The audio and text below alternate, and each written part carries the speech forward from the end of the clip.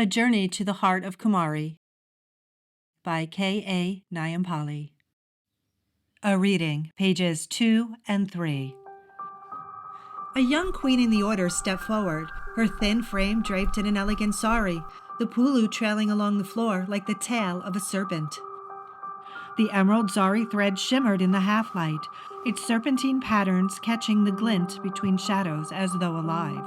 Is this what remains of our seeker? Yes, a tall man replied, casting a disdainful glance at the crumpled form before turning to leave. The Chancellor's shadow fell over the lifeless body. With the heel of his boot, he swiftly rolled the corpse over, causing the crimson-stained sheet to fall open.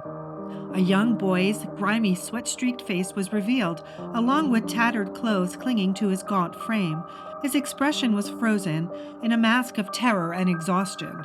The heart of Kumari, set to shimmer with the light of the gods, had eluded them once more. The queen leaned in, her fingers trembling as she lifted her pulu off the floor, wrapping it tightly around her bare waist. By the gods, what happened to him? The cadaver's lifeless eyes stared up at them, holding secrets that were now beyond reach. The Chancellor's voice rang out through the room, detached and merciless. He failed to find the heart of Kumari. He got what he deserved. The door burst open, and a tall, rugged man stormed in. He was a Rook, his rank within the Shatranj Kasafii, renowned for his unorthodox tactics and sharp instincts in the face of chaos. Mud streaked his tailored suit, and his short, neatly kept hair was tousled, a rare departure from his usually composed appearance. Sweat glistened on his brow, all evidence of a harrowing ordeal.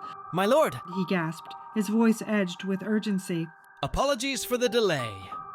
A landslide blocked the mountain pass, and a child was trapped under the wreckage of a cart. I couldn't leave without pulling him to safety." The Chancellor scoffed and crossed his arms. Spare us the excuses, Rook. As the Rook stepped forward into the room, his gaze fell on the lifeless body sprawled before him. His breath hitched, caught somewhere between shock and disbelief. "What happened, my lord?" The queen spun, her gaze piercing. Why do you care, Rook? He failed to find the diamond.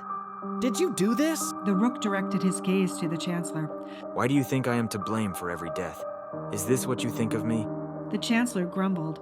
You are just a Rook. You have no say here. The Rook stared at the Chancellor, his cadence steady, laced with accusation. "Let's just say it's hard to ignore the trail of bodies that follows you." The Chancellor's response was swift and brutal. He delivered a backhanded strike across the Rook's face, his ring cutting into the Rook's lip and causing a thin line of blood to trickle down his chin. How dare you insult me? The Chancellor bellowed. He turned and draped the cloth back over the dead man's face. This is the fourth seeker this year who has failed to find the diamond. He continued, his rage unabated, as he kicked the body to emphasize his point. It proves this quest is nothing but myth, a fool's errand. We mustn't lose faith. The heart exists. The Rook insisted, steadying himself despite the pain. It just means the Kumari has not yet chosen the seeker. No, it means the legends are fairy tales. The Chancellor retorted. The Rook's eyes flicked to the lifeless body, blood still seeping from a fresh wound. He could make out the seared mark of a pawn on the boy's left wrist, its raised lines obscured by dirt, a clear indication he was a sworn member of the Shatranj.